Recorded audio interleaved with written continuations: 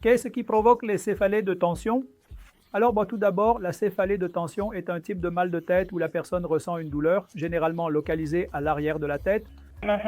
Et puis, ils en souffrent beaucoup car ces maux de tête peuvent se répéter. Ils peuvent être récurrents. Et parfois, dans les cas les plus graves, ils sont presque, vous savez, des maux de tête quotidiens.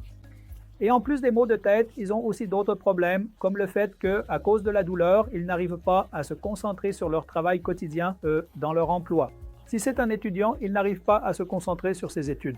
Et puis, cela perturbe aussi la qualité de leur sommeil. Et bien sûr, quand quelqu'un souffre, cela affecte ses relations avec ses amis et les membres de sa famille. Donc, dans l'ensemble, c'est une maladie vraiment très invalidante. Maintenant, si l'on regarde, vous savez, qu'est-ce qui cause les céphalées de tension? Donc, la première cause, comme le mot l'indique, c'est la tension. Quand on parle de tension, on parle de la tension mentale et de la tension physique. Je vais donc d'abord parler de la tension mentale ou du stress. Et aujourd'hui, vous savez, quand je vois des patients en consultation, il est très rare que quelqu'un dise « Docteur, je n'ai aucun stress », ce qui signifie que presque tout le monde est stressé. Ce stress peut venir du travail, de l'emploi, des relations interpersonnelles, parfois du stress financier. Ce sont donc les différents types de stress auxquels les gens doivent faire face et s'ils sont excessifs, cela peut entraîner des céphalées de tension. Le deuxième, c'est la tension physique. De nos jours, les heures de travail sont longues et la plupart des emplois sont sédentaires, donc les gens doivent regarder leur ordinateur portable, leur tablette ou leur téléphone pendant de longues périodes, ce qui met beaucoup de stress et de tension sur les muscles occipitaux et du cou et c'est l'un des déclencheurs.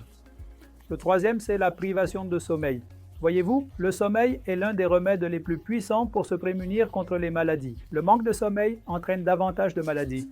De nos jours, la plupart des gens sont, vous savez, en manque de sommeil. La durée normale de sommeil est de 7 à 9 heures, mais on voit des personnes dormir 4 ou 5 heures. Et le manque de sommeil peut aussi déclencher des céphalées de tension. Et puis, il y a aussi le surmenage, car nous savons que certains des PDG célèbres de grandes organisations ont glorifié le fait de travailler 70 heures par semaine. Cela peut être bénéfique pour les entreprises, mais pour l'individu, le surmenage n'est certainement pas bon.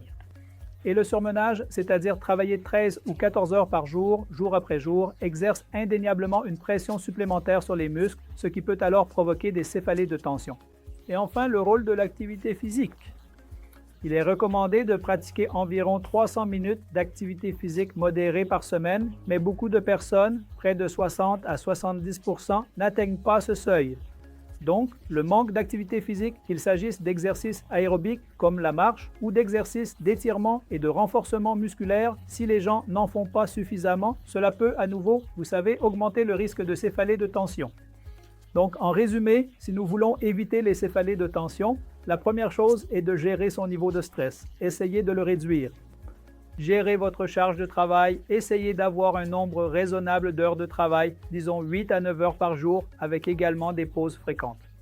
Et puis, si vous travaillez longtemps sur un ordinateur, il existe ce qu'on appelle la règle du 20-20-20. Toutes les 20 minutes, vous devriez regarder quelque chose à 20 pieds, environ 6 mètres de distance pendant 20 secondes, afin de soulager la pression sur votre cou. Il existe aussi ce qu'on appelle le syndrome du text-neck, où l'on reste longtemps à regarder son téléphone portable comme ceci. Encore une fois, cela peut aggraver vos maux de tête et vos douleurs cervicales. Et enfin, il y a le rôle de l'activité physique. Il faut pratiquer une activité physique régulière, faire des exercices d'étirement pour le cou et le dos, et ainsi, nous pouvons certainement réduire l'incidence des céphalées de tension.